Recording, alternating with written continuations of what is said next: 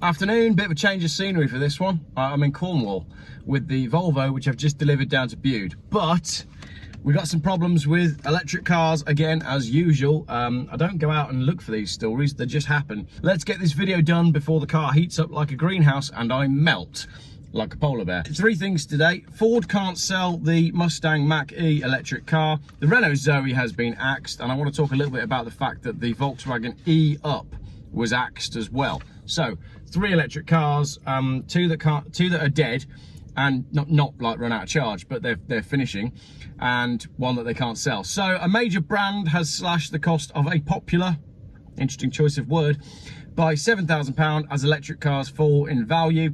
Ford has significantly reduced the price of its Mustang Mach-E amid a string of plummeting costs by premium manufacturers. Other industry giants are in the same boat. Elon Musk's popular brand Tesla is one of the worst affected, as well as other high-end models from BMW and Mercedes. These companies saw their average cost of EVs fall up to 24% each year. So the news is getting out there. People know that the depreciation on electric cars is so high, and now the cost of charging is also high relative to the cost of petrol and diesel. They ain't buying it. They ain't buying the bull anymore, and they ain't buying the cars anymore. Tesla has already slashed UK prices of its new cars multiple times in 2023, which in turn has hammered the value of second-hand models. This comes on the back of research done by Auto Trader, who say the average price for electric cars has dropped 21% this month. So that's another 21% in a month. Ford Mach-E now starts at £43,830 for the entry-level version. That's still a lot of money, isn't it? That is a lot of money. It boasts a huge range of up to 273 miles. What? I drove 210 miles this morning without stopping, so not enough. The Mach-E Premium offers a whopping 372 miles, so I could have driven home as well. But Ford, if you're watching, lend me one. I want to challenge those numbers. The model, so the Mach-E Premium is now 52 grand, and the GT is 67 grand. It's not for poor people, is it, this electric vehicle game? It's not transport for the masses, is it? It never was, which we'll come on to in a moment. This comes as another major car firm has made a U-turn on the decision to scrap a popular petrol model because it's cheaper than EVs. French firm Renault has decided it will continue to offer customers an affordable petrol Clio and abandon plans to go fully electric for the moment. Squashing plans to go electric brings the cost down to £17,795, cheaper than rivals such as the Vauxhall Corsa.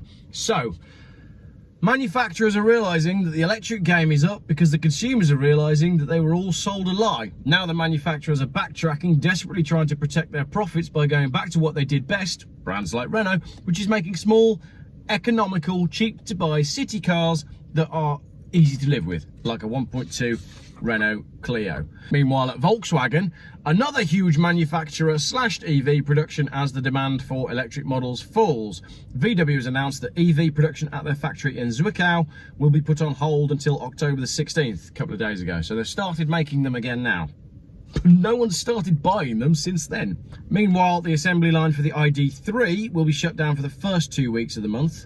Cratering demand on the continent and the scrapping of major government subsidies to incentivise the building of EVs are understood to be at the root of the decision. The drop in motorists purchasing EVs comes as Rishi Sunak put the brakes on banning all other car types. So, no one's buying them, which means no one's building them. That's basically the story, isn't it? The Renault Zoe has been axed. Why did they axe the Zoe? Surely the Zoe was a good one because it was cheap and small. I mean, it's not cheap because electric cars are not cheap because, you know, you've got 10, 12 grand in the battery. I'm surprised they've axed the Renault Zoe though. The end of production comes as Renault decided it would continue to offer customers an affordable petrol Clio. This is quite good news.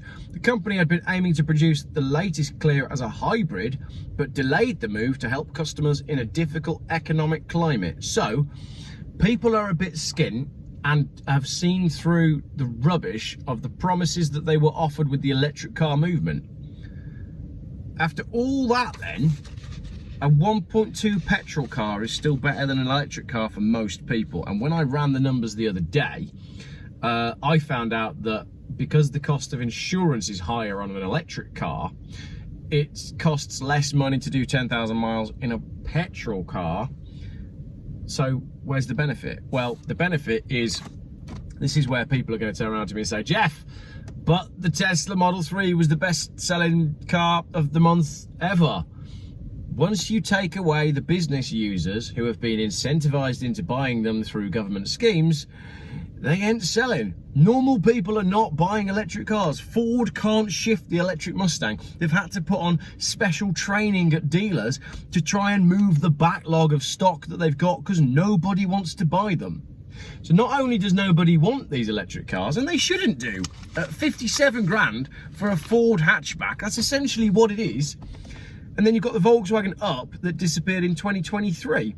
Volkswagen confirms it'll stop building the Up. Oh, this is all Volkswagen Ups, not just the electric one. Why are they doing that? I don't understand it. By the end of the year, the Up will be no more, following a cull of the E-Up. Sorry, I've misunderstood that. So we know that the E-Up has gone already. Now they're getting rid of the Up as well. So what we've got is no one's buying electric cars, and cars are getting more and more expensive, and manufacturers are cutting their cheapest entry-level cars in the range. You will own nothing and you will be happy. I guess it's good news in some ways that the public are starting to see through the electric car thing. But I like the Volkswagen Up. I don't really know why they would end production of that. I hope they're going to replace it with something small and affordable, but I suspect they're going to replace it with a £57,000 family hatchback. Why are cars so expensive these days? There's no need, is there? Anyway, I'm going to go enjoy the rest of the sunshine. Quick little video, that one, on those 3 articles. What do you think? Would you buy an electric Ford Mustang Mach-E? I'm guessing no, because they're very ugly. But are you sad about the loss of the Volkswagen Up? I am. Right, it's coffee time, and I'm going to go get out of this car because it has become a greenhouse. Very, very warm. I need some geoengineering in here to cool things down a bit. That's what I need. Actually, I could just open the window. Do you want to see the sea for a minute? Shall I show you the sea? Should we finish this video? We might as well, haven't we? Let's finish this video with a little bit of seaside.